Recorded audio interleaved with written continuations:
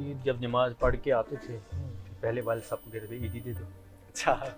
ईदी मिलती थी तो खाना खा लिया, तो तो फिर बाहर निकल गए सारे, जितने भी पैसे आते थे उनके पटाखे लेके आते अच्छा, जबरदस्त। अच्छा, वो पहले ये होता था ना कि बच्चे सारे मिलते थे गांव में, मिलके फिर वो पटाखे, पिस्तौल और इस हाँ तरह की वही चीजें वही वही वो बात। बिल्कुल लेके और फिर वो करते थे, और उसके बाद फिर वो रिश्तेदारों की तरफ चले जाते थे मिलने, ये करमे के, नानी के, खाला के, फूफो के, इस तरह से पूरा गांव जो होता था वहाँ पे जाके ईद मिलते थे, फिर शाम को वापस घर आ रहे होते थे। हम और तो पहले वहाँ पे जो पटाखे होते थे, वो रॉकेट एक पटाखा होता था, वो रॉकेट वाला भी होता था।